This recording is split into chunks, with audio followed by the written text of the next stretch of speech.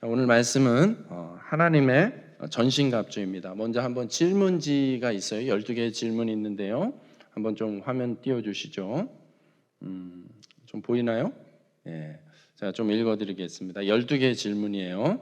한번 속으로 체크하세요. 속으로. 나 해당되는 거를 속으로 하는데 막 이렇게 속으로는 하는데 막 손가락으로 다 표현하면 또 곤란할 수 있어요. 예. 자, 첫 번째는 하는 일이 잘 풀리지 않으면 쉽게 포기하고 좌절감을 느낀다. 두 번째, 평소 급한 성격으로 금방 흥분한다. 세 번째, 타인의 잘못을 넘기지 못하고 마찰을 일으킨다. 네 번째, 자신이 잘한 일은 반드시 인정받아야 하고 인정받지 못하면 화가 난다. 다섯 번째, 타인이 나를 무시하는 것 같고 억울하다는 생각을 자주 한다. 여섯 번째, 화가 나면 물건을 집어 던진다. 일곱 번째입니다. 중요한 일이나 약속에 화를 참지 못해서 일을 망친 적이 있다. 여덟 번째, 내 잘못을 다른 사람 탓으로 돌리며 화를 낸 적이 있다. 아홉 번째, 화가 나면 풀리지 않아 우는 경우가 종종 있다. 열 번째, 게임을 할 때 의도대로 되지 않으면 화가 쉽게 난다. 11번째, 화가 나면 타인에게 거친 언행과 폭력을 행사할 때도 있다. 12번째, 분노의 감정을 어떻게 조절할지 몰라 당황한 적이 있다. 12개의 질문입니다. 이 중에서 여러분 혹시 해당되는 게 소리내 대답하지 마시고 속으로 여러분들 몇 개나 이렇게 해당되시나요? 1개에서 3개 정도는 아주 그냥 준수한 거예요. 누구에게나 있을 수 있는 분노 조절이 가능한 단계를 1개에서 3개 정도입니다. 뭐 중간도 있지만 만약에 이 12개 중에서 나는 9개 이상이다. 9개 이상이 체크됐다. 이런 분들을 갖다가 분노 조절 장애가 있다고 합니다. 그래서 9개 이상이면은 혹시라도 그런 분이 있다면 필히 전문가하고 상담이 필요하다고 그렇게 합니다. 여러분 뭐 재미있게 가볍게 넘길 수도 있는 거고 조금만 한번 생각해 볼 수 있는 부분이기도 합니다. 요즘 참 그런 것 같아요. 현대인들이 살아가는 모습 속에서 굉장히 많은 스트레스가 있습니다.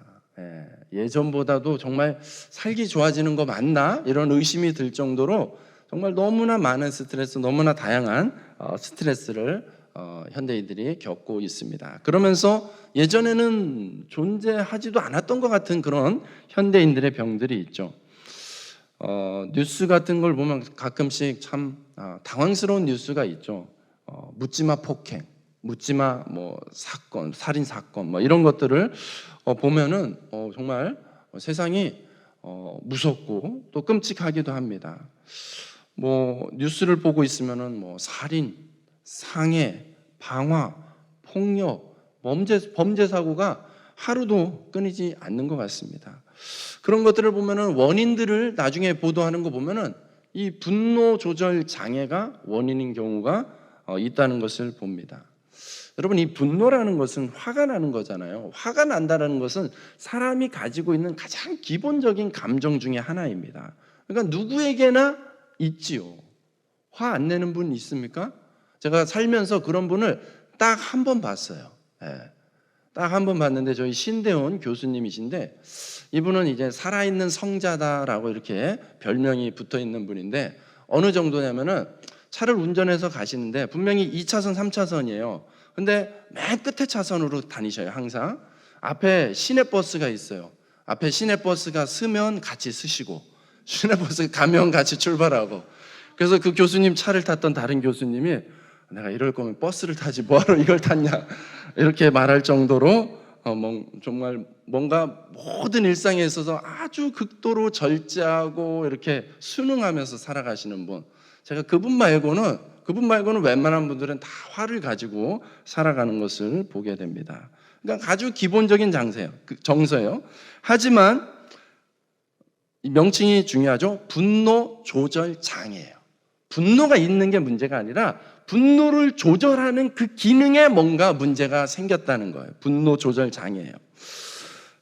이 장애가 있는 사람은 사소한 자극에도 아주 그 보통 이상으로 이제 반응을 하죠. 발작을 하고 공격적인 언행을 하고, 이 분노 상태에 도달하면은 이 논리적인 판단을 하는 우리의 뇌가 있습니다. 우리의 뇌에 기능들이 다양한데, 전두엽, 이 앞에 있는 뇌의 기능이 이 상황을 논리적으로 판단해 주는 기능을 하는 거예요. 근데 이 전두엽이 순간적으로 기능이 마비가 되는 상태예요. 그렇기 때문에 판단을 못 해요. 그냥 분노라는 감정에 확 모든 게 사로잡혀 가지고 굉장히 폭력적으로 위험하게 이제 반응하는 것이죠. 그러면서 안타까운 일들이 펼쳐지는 것이에요. 문제는 뭐냐면 이런 사람들이 많아지고 있다라는 거예요. 예전보다 참 많아지고 있다라는 거예요. 우리가 살아가는 세상은 이렇게 갈수록 위험하고 갈수록 힘들어지는 세상인지도 모르겠습니다. 오늘 말씀에 사도 바울이 이렇게 이야기를 해요. 우리가 10절부터 읽었잖아요. 10절에 끝으로라고 이렇게 기록을 하고 있습니다. 이제 1장부터 6장까지의 이 에베소서라는 에베소 교회를 향하여서 쓴 편지를 마무리하고 정리하는 단계예요. 마무리하는. 그래서 앞에서 했던 이야기를 반복하면서 실은 내가 이 말을 너희들에게 꼭 들려주고 싶구나라는 뜻의 끝으로라는 표현을 쓰고 있습니다. 사도 바울이 결론적으로 에베소 지역의 성도들에게 두 가지를 권면하고 있습니다. 요약하면 두 가지예요. 오늘 이 두 가지에 초점을 맞춰서 생각해 보려고 하는데, 10절 말씀에 보면은 강해져라라는 표현이 있습니다. 주 안에서 그 힘의 능력으로 강건해라. 강해지라고 이야기합니다. 여러분, 강해지시길 축복합니다. 네. 왜 강해져야 합니까? 이렇게 성도들에게 강해지라고 단호하게 말하는 이유가 무엇이냐면 13절 말씀에 그 이유를 소개하죠. 그러므로 하나님의 전신갑주를 취하라. 이는 악한 날에 너희가 능히 대적하고 모든 일을 행한 후에 서기 위함이라. 이 시대가 사도 바울이 에베소 교회랑 편지를 주고받던 2000년 전에 이 시대의 모습이 어떤 시대라고요? 악한 날, 악한 시대라는 거예요. 세상이 악하다라는 것을 얘기하는 거예요. 여러분, 앞에서 우리가 살아가고 있는 이 시대가 악하다라고 이야기를 했는데 비단 우리 시대만 이야기하는 것이 아닌 것 같습니다. 2000년 전의 세상의 모습도 여전히 악했다는 거예요. 그러니까 2000년 전이나 지금이나 세상은 여전히 악한 시대예요. 악한 이 세상 속에서 우리가 살아가고 있다는 것입니다. 그런데 그 악한 시대의 시대적인 특징이 무엇이냐? 에베소서 2장 2절 말씀에 보면은 이렇게 기록합니다. 그때 너희는 그 가운데서 행하여 이 세상 풍조를 따르고 공중의 권세 잡은 자를 따랐으니 곧 지금 불순종의 아들 가운데서 역사하는 영이라. 여러분, 악한 시대의 특징이 무엇이냐면 세상의 풍조를 따르게 된다라는 거예요. 세상의 기준, 세상이 기준이 되어버리고 세상 사람들이, 다수의 사람들이 좋다, 옳다, 원한다라는 식으로 기준이 바뀌어버린 세상의 풍조를 따라 살아가는 그러한 시대적인 특징이 있다는 거예요. 여러분, 우리가 지금 이제 에베소서를 보고 있는데 이 에베소라는 도시를 좀 생각해 보면 조금 더 이해가 될 거예요. 이 에베소라는 도시는요, 아주 죄악이 넘치는 도시였어요. 그러니까 지금 이 바울의 시대는 로마가 제국이 된 시대예요. 그러니까 지중해 연안의 나라들을, 영토들을 거의 대부분 차지해 버렸죠. 에베소라는 곳은 오늘날의 터키 땅에 있는 한 도시예요. 한 지역인데 이 로마 시대 때에는 이 에베소라는 곳이 로마의 4대 도시 안에 들어갔어요. 그러니까는 4대 도시 안에 들어갈 정도로 아주 큰 도시이고 그만큼 모든 인프라가 다 갖춰져 있는 그런 도시라는 것입니다. 이곳에 대표적으로 남겨진 유물 가운데 하나가 무엇이냐면 이 에베소에서 아데미라는 우상이 생겨났습니다. 사진 하나 보여주시면 좋겠는데요. 여러분, 우리가 성경을 보다 보면 아데미여 아데미 여신이라고 이야기하는 아데미의 모습이 저렇게 생겼습니다. 얼마나 많이 저 조각을 만들어 놨냐면 요즘도 땅을 파면 저 조각이 나올 정도로 그렇게 저 시대 저 지역의 사람들이 신으로 섬겼던 신의 모습이에요. 여러분들 좀 특이하게 생기지 않았습니까? 어떻게 보면 좀 징그럽게도 생겼어요. 가슴 부분을 보십시오. 가슴에 유방이 저렇게 많이 달렸어요. 무슨 포도 열매 달려있듯이 저렇게 많이 달려 있습니다. 저게 무엇이냐면 저 시대의 사람들이 가지고 있는 세계관이 저렇다는 거예요. 그러니까는 가슴은, 저 고대 시대의 가슴은 풍요를 나타내는 거예요. 풍요와 다산을 나타내는 거예요. 그러니까는 얼마나 사람들이 신을 대할 때에 신을 통해서 자기들의 어떤 목적, 자기들의 어떤 이득을 취하려고 하는 것인데, 그 신을 통해서 무엇에 초점이 맞춰져 있습니까? 나의 탐욕에 맞춰져 있는 거예요. 탐욕. 그래가지고 할 수만 있으면 최대한 많이, 더 많이, 더 많이, 더 많이 가지려고 하는 사람들의 시대적인 그 욕심이, 욕망이 담겨져 있는 대표적인 신이라고 볼 수가 있습니다. 또한 이 에베소 지역은 음란과도, 이제 사진 닫아주시고, 음란과도 아주 관련이 있죠. 여러분, 고대 시대에 대부분의 신들은 그 신을 섬긴다 했을 때, 신에게 제사를 한다 했을 때에 여러분 그 행위가요, 오늘날 같이 이렇게 거룩하고 이렇게 경건한 식이 아니에요. 예전에 고대 신들을 섬기는 방식은요, 대부분 음란의 행위와 연결이 되어 있습니다. 그러니까는 고대 신들의 사제들, 그 사제들은 대부분 창기에 가까운 사람들이에요. 그런 기능을 하는 사람들이었어요. 그러니까는 이 우상이 막 풍성하다 이런 것은 굉장히 대부분이 음란함으로 풍성했다는 곳이에요. 이 에베소라는 곳이요, 가보면은요, 오늘날까지도 그 흔적이 남아 있습니다. 이 길을 따라가면은 성매매를 하는 곳입니다라는 그 사인이 지금도 남아 있어요. 그러니까는 얼마나 그런 것들이 아주 난잡하게 이 도시에 가득했는지 모릅니다. 그러면서도 이 에베소라는 지역에 또 하나의 유명한 유물이 하나 있는데, 고대 3대 도서관 중에 하나가 이 바로 에베소의 도서관이에요. 사진 한번 보여주세요. 여러분, 이 2000년 전에 돌을 깎아가지고 2층 건물을 지었어요. 근데 그것이 얼마나 튼튼하고 얼마나 웅장하게 지었냐면, 저 지역이 지진이 그렇게 많은 지역인데도 다른 거 다 무너져도 저게 안 무너지고 지금도 그대로 남아있는 모습이에요. 저 큰 건물 안에 책들이, 그 옛날에 책 한 권 만든다는 게 부자 아니면 만들 수 없는 그 책들이요, 수천 권이, 수만 권이 저곳에 이렇게 모아져 있었다는 거예요. 그러니까는 에베소는 어떤 곳이에요? 당대에 내노라는 지성인들, 지식인들이 가장 많이 모였던 거, 가장 많이 있었던 거. 그래서 저곳에서 유명한 학교들도 만들어지고, 바울도 그래서 저곳에서 두란노라는 서원을, 두란노라는 학당을 만들어서 신학교처럼 운영했던 곳이 바로 에베소 지역의 특징이에요. 여러분 보십시오. 지성인들이 그렇게 많은데, 지식이 최고의, 당대 최고의 지식이 쌓여 있는 곳인데, 그 어떤 도시 못지않게 음란하고 그 어떤 도시 못지않게 음탕합니다. 세상의 지식은 결코 우리를 거룩하게, 깨끗하게 만들 수 없다라는 것을 저 2000년 전의 유물이 우리에게 증거로 보여주고 있다라는 것입니다. 여러분, 그러니 이 에베소라는 곳에 살았던 성도들, 그 성도들은 주변의 유혹이 보통 유혹이 아니에요. 그 위협이 보통 위협이 아니에요. 그렇기 때문에 믿음 생활하는 것이 너무나 힘들었습니다. 그렇기 때문에 사도 바울이 이야기하죠. 때가 악하다고 이야기합니다. 우리가 사는 이 시대도 마찬가지지 않습니까? 우리가 사는 이 시대도 너무나 악한 세대예요. 악한 시대예요. 우리는 하나님만 바라보고 싶은데, 그렇죠? 하나님만 바라보며 살고 싶죠. 뭐 다 그런 건 아닐 수도 있겠습니다만, 그래도 여기 앉아 계신 분들은 하나님만 바라보고 살고 싶으실 것 같은데 세상이 가만 내버려 두지 않죠. 지금은 좀 졸음이 가만 내버려 두지 않는 것 같기도 하고 그런 것 같습니다.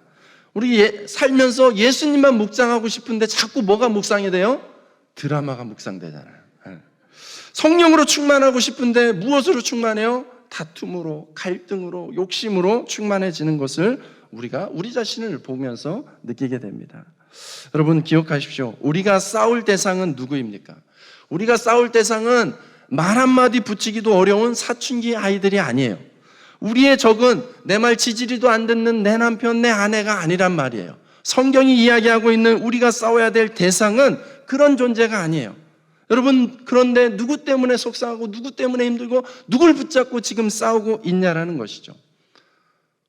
고대 말 중에 지피지기 백전불태라는 말이 있죠. 나를 알고 적을 알면 100번을 싸워도 이기는 것이에요. 그런 차원에서 여러분 한번 생각해 보시기 바랍니다. 오늘 12절 말씀, 우리가 읽었던 이 본문의 12절 말씀 보십시오. 한번 같이 읽겠습니다. 시작.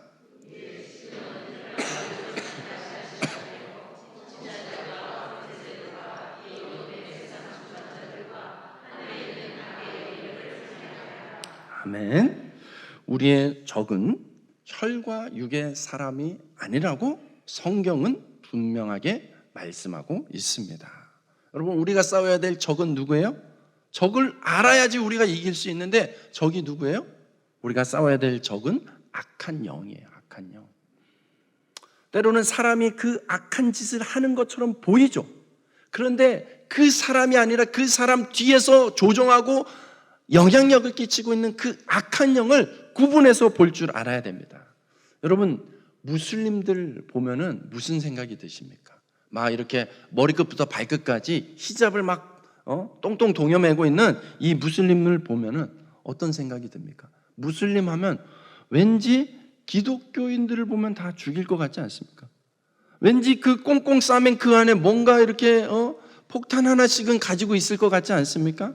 다 미디어가 준, 우리에게 심겨준 이 선입견이죠.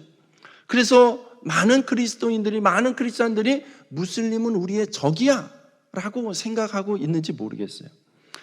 여러분, 저는 누구보다도 많이, 여기 계신 누구보다도 많이 이 무슬림들을 만나보지 않았겠습니까? 제가 만났던 수많은 그 무슬림 현지인들은요, 적어도 그렇게 무섭지 않았습니다. 때로는 너무나 친절했습니다. 말도 잘 못하는 저 동아시아인 한국 사람이 와가지고 지내는 게 얼마나 제가 불쌍해 보였는지 사람들이 저를 그냥 궁휼히 여겨요. 제가 마트에 가면은요, 뭘 사야 될지 모르니까는 막 한참 헤매고 있으면, 쩔쩔매고 있으면은요, 와가지고 그냥 지나치는 게 아니라 뭐 도와줄까? 뭐 찾냐? 뭐 다 하나도 못 알아듣는데 자꾸 말을 걷는 거예요. 도와주려고. 예. 제가 뭘 못하고 막 헤매이고 쩔쩔매고 있으면은요, 그냥 지나가지 않아요. 그리고 이 터키 사람들은요, 특징이 뭐냐면은요, 남의 일을 그렇게 간섭을 많이 해요. 남의 일에 그냥 모른 척 지나가는 법이 없어요. 그래서 누구 하나 와서 말 걸고 있잖아요. 어느새 수십 명이 달려들어 있어요. 서로 도와주겠다는 거예요. 그래서 나 어디 찾고 있는데 나 잘 모르겠다 이러면요, 막 참지 않고 길을 알려줘요. 문제는 서로 가르쳐주는 길이 다 달라요. 어디로 가야 될지 모르겠어요. 이 사람들의 특징이 몰라도 아는 척 하는 것이 이 특징이에요.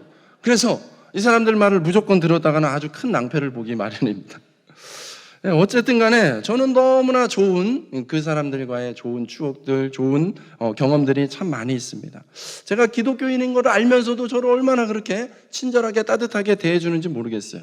물론 간혹 가다가는 정말 협박하는 친구도 있었어요. 뭐 이렇게 막 참수하겠다는 이런 협박을 하기도 하고, 뭐 사기치는 친구들도 있습니다. 그런 친구들 어디나 있죠. 그 땅만 있겠습니까? 우리나라는 없을까요? 우리나라는 사기치려고 하는 사람들 없을까요? 어디나 있는 그냥 평범한 정도예요.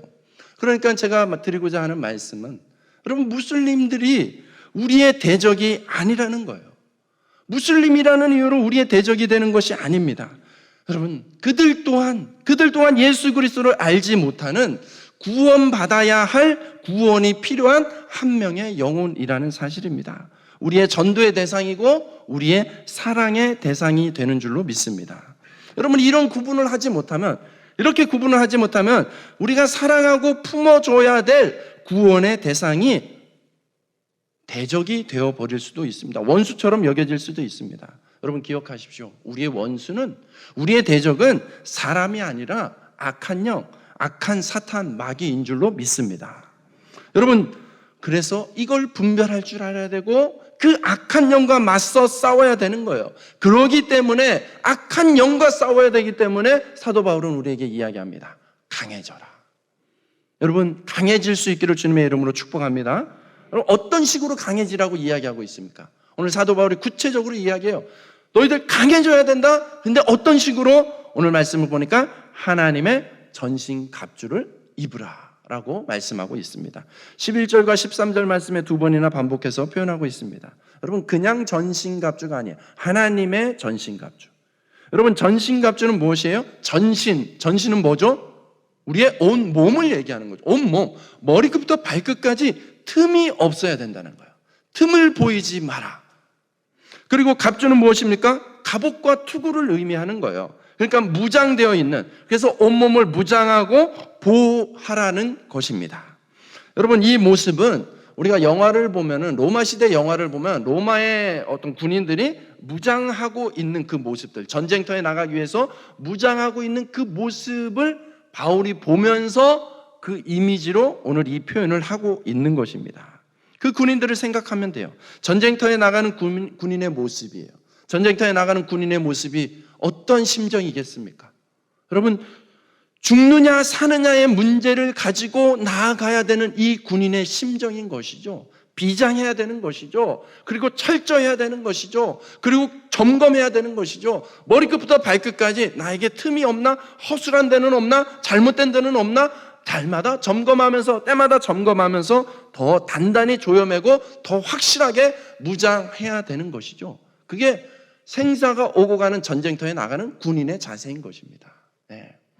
여러분, 오늘 사도 바울은 그 로마 군인의 모습을 보면서 우리에게도 동일하게 적용하고 있는 거예요.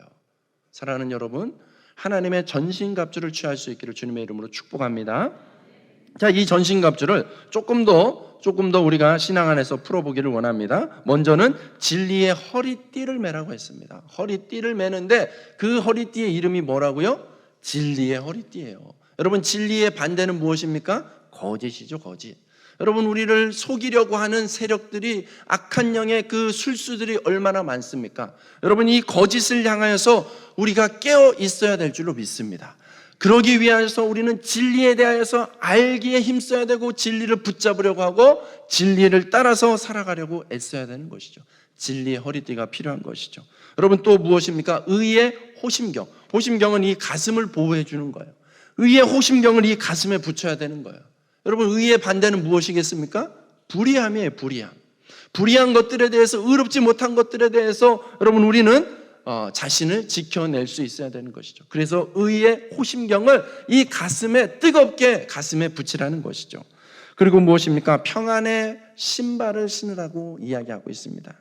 여러분, 이 평안을 깨트리는 것이 무엇입니까? 분열과 다툼이에요. 여러분, 요즘 사람들의 관계 속에서 이 분열의 일들이, 다툼의 일들이, 갈등의 일들이 얼마나 비일비재 일어납니까? 그런 것들 상황 속에서 여러분, 우리가 평안의 복음의 신을 신고 나타나면은 여러분, 그곳이 잠잠해져야 돼요. 평화로워야 돼요. 갈등이 해소돼야 돼요. 끊어졌던 관계가 화해되고 회복되어야 될 줄로 믿습니다. 평안의 복음의 신이죠. 또 믿음의 방패를 가지고 여러분, 그 불화살의 공격으로부터 지켜내야 되는 거예요. 여러분, 믿음의 반대는 무엇이겠습니까? 의심하는 거예요. 의심하는 거. 자꾸만 이 하나님에 대하여서, 하나님의 말씀에 대하여서, 성령의 일하심에 대하여서 의심하게끔 드는 여러 가지 유혹들, 불화살과 같은 이 공격들로부터 여러분, 단호하게 차단하셔야 돼요. 더 단단한 믿음의 방패를 가지고 그 공격을 막아낼 수 있기를 축복합니다. 여러분, 구원의 투구를 쓰라고 합니다. 우리의 머릿속에 구원의 투구를 쓰라고 합니다. 여러분, 뭔가 구원의 확신이라고 우리가 표현하기 때문에 구원은 뭔가 가슴하고 붙어 있어야 될 것 같은데, 성경은 오늘 구원의 투구라고 이야기하죠. 머리 쪽에 가깝게 표현하고 있습니다. 무엇입니까? 여러분, 우리의 구원을 흔들어 놓는 이 공격들이 있어요. 우리의 머리를 혼란스럽게 하고 의심하게 만드는 것들이 있어요. 여러분, 구원에 대하여서도 우리가 머리로 선명하게 알고 있어야 되는 것이죠. 여러분, 이 구원을 의심하게 하는 사망과 죄의 권세로부터 우리는 구원의 확신을 가지고 분별해낼 줄을 알아야 될 줄로 믿습니다. 여러분, 지금까지는 어떻게 보면 몸을 보호만 하는 방어의 수단이었다면 이제 공격할 수 있는 무기를 딱 하나 주셨어요. 그게 무엇이에요? 하나님의 전신갑주 속에서 공격할 수 있는 무기가 있어요. 여러분, 탐나지 않습니까? 언제까지 방어만 하고 있을 거예요? 공격을 해야죠. 어떻게 공격을 할 것입니까? 무엇으로요? 칼을 가지고, 검을 가지고, 성령의 검을 가지고 공격을 해야 됩니다. 여러분, 성령의 검은 곧 하나님의 말씀이라고 말하고 있는 것이죠. 여러분, 그래서 하나님의 말씀이 이렇게 중요한 거예요. 여러분, 나 말씀을 내 손 안에, 말씀을 내 입술에 가지고 있어야죠. 그래야지 사단이 공격해 올 때 말씀을 선포함으로, 말씀을 외침으로, 말씀을 묵상함으로 그 공격들을 차단하고 사단을 베어버릴 수 있는 줄로 믿습니다. 아멘이세요? 여러분, 사단을 이겨내는, 사단을 물리치는 여러분 되시길 주님의 이름으로 축복합니다. 네. 여러분, 이 하나님의 전신갑주를 하나의 지식으로만 아는데 머물지 마시기를 간절히 부탁드립니다. 여러분, 이 하나님의 전신갑주는 정말 사도 바울이 에베소 교회 성도들에게 끝으로 정말 중요하다, 마지막으로 내가 너희들에게 간곡히 부탁하노라 하면서 전하는 메시지인 것이죠. 진리의 허리띠, 의의 오심경, 평안의 신, 믿음의 방패, 이 전신갑주를 여러분 사실은 하나로 연결해주는 단어가 있습니다. 그 단어가 바로 예수 그리스도예요. 여러분 생각해 보십시오. 진리의 허리띠, 의의 호심경, 평안의 신, 믿음의 방패예요. 여러분 이 뒤에 있는 무기들을 예수님으로 바꿔보십시오. 예수님으로 대입해 보십시오. 진리이신 예수님, 의로우신 예수님, 평화의 예수님, 믿음의 예수님, 예수님으로 연결되어지는 것이죠. 요한복음 14장 6절 말씀이에요. 예수께서 이르시되 내가 곧 길이요 진리요 생명이니 나로 말미암지 않고는 아버지께로 올 자가 없느니라. 여러분 전신갑주를 입는다는 것은, 착용한다는 것은 곧 간단하게 통일되게 이야기하면 무엇을 입는 것입니까? 예수 그리스도를 입는 거예요. 예수님으로 옷을 입는 거예요. 예수님을 진리로 알고 그분이 가신 예수님의 그 길을 따라가고 예수님께 진짜 생명이 있다고, 참된 생명이 있다고 믿는 것, 그것이 바로 예수로 온전히 옷 입는 것인 줄로 믿습니다. 여러분 이 말씀이 내 안에 새겨져 있지 않다면, 이 말씀이 나에게 옷 입혀져 있지 않다면 여러분 어쩌면 우리는 이미 사단의 공격으로부터 만신창이가 되어 있는지도 모르겠어요. 상처투성이고 피 흘리는 그런 상처 입은 군인들인지 모르겠어요. 여러분 오늘 혹여라도 그러한 내 모습이 발견된다면 여러분 지금이라도 늦지 않았습니다. 지금이라도 오늘 이 말씀이 우리에게 들려졌다는 것은 기회가 주어졌다는 것이죠. 다시 한번 내 상처를 싸매고 다시 한번 동여매고 하나님이 주시는 이 예수 그리스도라는 전신갑주를 입고 강해지는 강한 군사되는 저와 여러분 되시길 주님의 이름으로 축복합니다. 그렇다면 여러분 이 하나님의 전신갑주를 통해서 강해질 수 있는데 이것을 어떻게 입을 수 있냐라는 것이죠. 이어지는 바울의 말씀을 한번 보십시오. 18절 말씀입니다. 같이 한번 읽겠습니다. 18절 말씀 시작.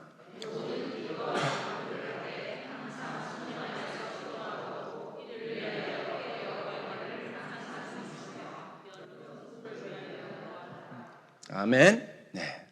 여러분 하나님의 전신갑주를 입고 강해질 수 있는 비결 두 번째가 기도하라는 거예요. 그래서 기도가 그렇게 중요하다고 강조를 하고 있는 것이죠. 여러분 모든 기도와 모든 간구를 하라고 이야기하고 있는 것입니다. 이 하나님의 전신갑주를 입는 것과 이렇게 기도하는 생활은 별개의 것이 아니라는 것을 오늘 바울은 성경에서 분명히 밝히고 있죠. 여러분 어떻게 우리가 예수 그리스도로 옷을 입겠습니까? 기도를 통해서 예수 그리스도를 옷 입게 되는 줄로 믿습니다. 예수 그리스도이신 하나님의 전신갑주를 입을 수 있는 비결은 바로 이 기도를 통해서 하라는 것이죠. 그렇다면 이 기도를 어떻게 하는지 조금은 더 구체적으로 보신다면 여러분 첫 번째는 모든 기도와 간구를 하라고 말하고 있습니다. 모든 기도, 여러분 기도의 종류를 일컫는 것일 수도 있습니다. 여러분 기도에는 어떤 종류들이 있습니까? 소리내서 하는 통성기도가 있고 또 소리내지 않는 묵상기도가 있고 또 밥을 굶으면서 하는 금식기도가 있고요. 또 특별한 언어로 이야기하는 방언의 기도가 있습니다. 여러분은 어떤 기도를 하고 있습니까? 여러분 어떤 기도가 더 능력 있는 것 같습니까? 성경은 어떤 게 더 능력 있다고 말하기보다는 모든 기도를 하라고 합니다. 여러분이 할 수 있는 모든 기도를 하십시오.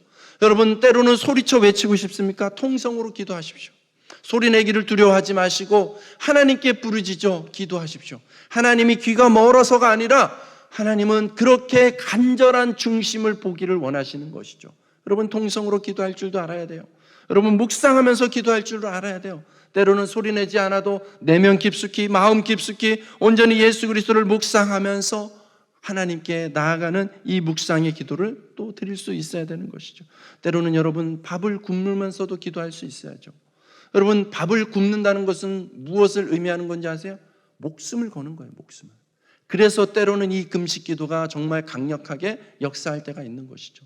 여러분, 목숨을 걸고 하는 기도예요. 금식 기도라는 것은 그러한 마음의 중심을 내거는 것이죠. 여러분, 때로는 방언 기도를 합니다. 성령께서 임하셔서 내 힘과 내 의지와 상관없는 성령께서 온전히 나를 사로잡아서 이끌어 가시는 이 방언 기도를 할 수도 있다는 것이죠. 여러분, 어떤 기도가 더 세냐, 어떤 기도가 더 좋은 것이냐, 이런 걸 따지는 건 쓸데없는 짓이에요. 여러분, 무엇이 되었든 간에 여러분, 기도하는 것이 중요합니다. 기도할 수 있기를 주님의 이름으로 축복합니다. 무엇이 되었든 여러분이 할 수 있는 기도가 있다면 그 기도를 할 수 있기 바랍니다. 또 어떻습니까? 모든 것을 기도하라는 뜻이 되기도 하는 것이죠. 여러분은 어떤 기도의 내용을 가지고 있습니까? 여러분은 주로 어떤 제목의 기도를 가지고 기도하고 있습니까? 어떤 분들은 내 아픈 것만 놓고 기도하는 분도 있을 수 있어요. 어떤 분은 경제적인 것만 가지고 기도하는 걸 수도 있어요. 어떤 분은 성공하는 것만 가지고 기도하는 걸 수도 있습니다. 여러분, 그런 것들도 다 필요한 거예요. 그런 것들도 하세요. 아픈데 빨리 낫기를 위하여서 기도해야죠. 아니, 돈이 없는데 물질이 부족한데 더 달라고 기도해야죠. 그런 것들을 위해서 기도해야죠. 아니, 내가 좀 더 성공하고 좀 더 영향력 갖고 싶다. 그런 것들을 위해서 기도하십시오. 문제는 무엇이냐? 그것만 기도하지 말라는 것입니다. 그것만 기도하는 데서 머무르지 마시라는 것입니다. 여러분, 오히려 더 우리가 오늘 이 말씀 속에서 초점을 맞춰야 되는 우리 기도의 방향성, 우리의 초점은 무엇입니까? 오늘 하루 예수 그리스도로 옷 입도록 기도할 수 있기를 주님의 이름으로 축복합니다. 주님, 나에게 진리의 허리띠를 주셔서 주님, 저 거짓됨을 분별하고 물리치게 하여 주시옵소서. 주님, 나에게 의의 호심경을 붙여 주시어서 불의함과 맞서 싸워서 승리할 수 있게 도와주시옵소서. 주님, 나에게 평안의 신발을 주시어서 주님, 내가 가는 그곳에서 진정한 평화가, 다툼이 멈춰지고 갈등이 그쳐지고 평화와 화해가 나타나게 하여 주시옵소서. 주님, 나에게 믿음의 방패를 주셔서 자꾸만 불러일으키는 의심의 부하살로부터 하나님 지키시고 보호하여 주시옵소서. 죄와 사망의 권세 아래 눌려있는 자들에게 구원의 투기를 주님 더하여 주시옵소서. 성령의 검 하나님의 말씀을 가지고 하나님, 이 사단의 그 간교함들을 물리칠 수 있게 하여 주시옵소서. 여러분, 이 하나님의 전신갑주, 하나님의 전신갑주를 입기 위하여서 오늘도 여러분 기도할 수 있기를 주님의 이름으로 축복합니다. 또한 두 번째는, 기도는 어떻게 해요? 항상 해야 되는 줄로 믿습니다. 기도는 항상 하는 것이죠. 데살로니가전서 5장 16절에서 18절 말씀, 항상 기뻐하라, 쉬지 말고 기도하라, 범사에 감사하라. 아멘. 여러분, 분명히 쉬지 말고 기도하라고 말씀하고 있습니다. 여러분, 어떻게 쉬지 않고 기도할 수 있죠? 저는 이 말씀에 대해서 고민이 좀 있었습니다. 왜냐하면 이 이슬람 지역에 가면은요, 하루에 5번씩 울리는 소리가 있어요. 아잔이라고 부르는데 이런 식이에요. 알라 하면서 이게 한 5분, 10분 이렇게 이어지는 거예요. 그 다음부터는 제가 알아보니까 잘 몰라요. 저는 아랍어를 못해요. 근데 하여튼 내용은 대충 물어보니까 그래요. 알라에게 기도할 시간이다. 알라가 유일한 신이다. 그러니까 빨리 자미로, 그러니까 모스크로 빨리 모여서 기도해라. 이게 하루에 5번이에요. 하루도 쉬지 않습니다. 하루에 5번씩 이 소리를 듣고요, 사람들이 모여듭니다. 새벽에 1번, 오전, 점심, 저녁, 그리고 자기 전에 1번, 이렇게 하루 종일 5번씩 들리는 거예요. 여러분, 그렇게 하는 의도가 무엇이겠어요? 그렇게 하는 의도는 하루 살면서 적어도 이 5번은 이 알라 신에게 나와서 기도하라고 국민들을 계속해서 세뇌시키는 것이죠. 그러니까 그 땅에 제가 있을 때 이제 터키에 찾아오시는 분들이 가끔 가다 그런 얘기를 해요. 여기 오니까 왜 이렇게 머리가 아픈지 모르겠다고. 영적으로 민감한 거죠. 저는 영적으로 둔해서 그런지 저는 별로 머리는 안 아팠어요. 그분들은 막 눌리는 거죠. 막 아프다는 거예요. 그렇게 그 땅이 그런 식으로 하나님을 가리는 영으로 지배되어져 있는 것이죠. 여러분, 근데 그걸 보면서 저는 아이디어가 생겼어요. 그렇구나. 쉬지 않고 기도한다라는 것은 어떻게 보면 저런 모습, 형식적으로는, 형태적으로는 저런 모습일 수도 있겠구나. 그래서 제가 거기에서 이제 시간마다 알람을 맞춰놨어요. 그래서 알람이 울리면은 저도 이제 기도하는 거죠. 번번이 이제 그 친구들처럼, 그 친구들은 특별히 보는 사람들이 있다. 그러면 더 열심히 기도합니다.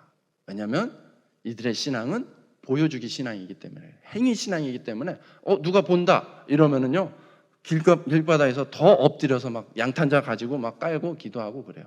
제가 깜짝 놀란 거는 막 거기에도 갑자기 막 소나기 올 때가 많은데, 엄청나게 소나기가 오는데 그날 제일 많이 모이는 것 같더라고요. 일부러 마당 밖에 모여가지고 막 기도하는 거예요, 사람들이. 그러면 뭔가 더 열심히 하는 것 같잖아요. 다 그런 모습들이 있는 것 같더라고요. 어쨌든 간에 그들처럼 무릎 꿇고 번번이 매 시간마다 그런 식으로 기도할 수 없지만, 여러분 눈 뜨고 기도하면 어떻습니까? 여러분 눈 뜨고 기도하셔도 돼요. 눈 뜨고 예배 드려도 돼요. 여러분 사람들 많은 곳에서도 여러분 기도하고 얼마든지 예배할 수 있습니다. 하나님께 초점을 맞춰서 하나님과 대화하는 일에 집중하여서 여러분 그렇게 기도할 수 있는 거예요. 예수님께 초점을 맞춰서 생각하고 하나님을 묵상하면은 여러분 그것이 곧 그 자리에서 기도가 될 줄로 믿습니다. 여러분 쉬지 말고라는 것은 어쩌면 이러한 것들을 내포하고 있는 거예요. 중요한 것은 무릎 꿇냐 안 꿇냐의 이런 형식이 아니에요. 교회 가냐 안 가냐의 이런 형식이 아니라 여러분 정말로 마음의 중심으로 하나님을 묵상하고 기도한다는 것이죠. 그렇게 하다 보니까 여러분 어떤 유혹이 오더라도 알람이 울리면 하나님을 생각하게 됩니다. 아무리 바쁘고 분주하고 나쁜 생각을 하다가도 알람이 울리면 다시 한번 각성이 되는 것이죠. 이렇게 하다 보니까 내 안에 훨씬 더 많이 하나님에 대한 생각으로 채워지는 것을 보게 됩니다. 여러분 예수님의 마음으로 채워지는 것이죠. 성령 안에서 기도할 수 있게 되는 것입니다. 여러분 기억하십시오. 기도를 한다는 것은 나를 비우고 하나님을 채우는 것인 줄로 믿습니다.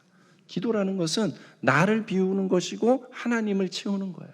비움에서 그치면 안 되는 거예요. 비움에서 그치는 것이 아니라 체험이 있어야 돼요. 하나님으로 채울 수 있기를, 하나님의 생각으로 하나님의 마음으로 채울 수 있기를 주님의 이름으로 축복합니다. 여러분 또 기도는 어떻게 합니까? 기도는 나의 필요, 나의 상황만을 구하는 것이 아닙니다. 18절 말씀입니다. 여러 성도를 위하여 구하라. 여러분 이 말씀이 바로 오늘 우리가 여기 이 자리에 모여서 기도하는 이유가 되는 줄로 믿습니다. 여러 성도를 위하여서 구하라. 여러분 복음은 땅끝까지 전해져야 되는 것이죠. 그런데 땅끝을 우리가 어떻게 일일이 찾아가겠습니까? 그런데 여러분 기도 가운데 땅끝을 담아낼 수 있는 줄로 믿습니다. 여러분 세계 곳곳에 선교사님들이 있습니다. 여러분이 만일 필리핀에 있는 선교사님을 위해서 오늘 기도한다면 여러분 필리핀 선교 사역을 하고 있는 것인 줄로 믿습니다. 여러분이 만일 오늘 이스라엘을 위하여서 기도한다면 여러분을 통하여서 이스라엘 땅에 하나님의 역사하심이 나타나는 줄로 믿습니다. 여러분 중보기도는 누군가를 위하여 남을 위하여서 땅끝을 위하여서 기도하는 것은 땅끝까지 우리를 갈 수 있게 도와주는 것입니다. 여러분 도저히 용서할 수 없는 사람이 있습니까? 여러분 어떻게 해결할 수 있습니까? 그 미운 사람을 위하여서 기도해 보십시오. 하나님의 놀라운 역사가 나타날 줄로 믿습니다. 오늘 말씀을 맺겠습니다. 2000년 전의 에베소나 오늘날 우리 대한민국이나 세상은 여전히 악합니다. 베드로전서에서 이야기합니다. 너의 대적 마귀가 우는 사자같이 삼킬 자를 두루 찾아 헤맨다고 이야기하고 있습니다. 여러분 마귀의 공격은 우리를 괴롭히는 수준에서 멈추지 않습니다. 하나님과 우리의 관계를 끊어 놓으려는 것이 마귀의 목적인 줄로 믿습니다. 그래서 끝까지 우리를 공격하고 물고 늘어질 것입니다. 여러분 우리는 무엇에 분노하며 살아가고 있습니까? 무엇과 싸우면서 씨름하면서 고민하고 있습니까? 참고 사랑으로 품어줘야 할 사람과 우리의 대적 마귀를 지혜롭게 잘 분별하고 구분할 수 있기를 주님의 이름으로 축복합니다. 마귀에게 속아서 누군가를 미워하는 그 오류에 빠지지 않기를 주님의 이름으로 축복합니다. 미움과 원망을 멈추고 하나님의 전신갑주를 입는 데에 초점을 맞출 수 있기를 축복합니다. 먼저 자신을 돌아보십시오. 먼저 나 자신을 돌아보십시오. 하나님의 전신갑주를 내가 입고 있는지, 온전히 입고 있는지, 다른 사람의 부족함이 아닌 나의 연약함을 보십시오. 나의 연약함에 초점을 맞추어서 내 안에 진리의 허리띠, 의의 호심경, 평안의 신, 믿음의 방패, 구원의 투구, 성령의 검으로 무장될 수 있도록 오늘 이 시간 함께 기도하며 나아갈 수 있기를 주님의 이름으로 축복합니다.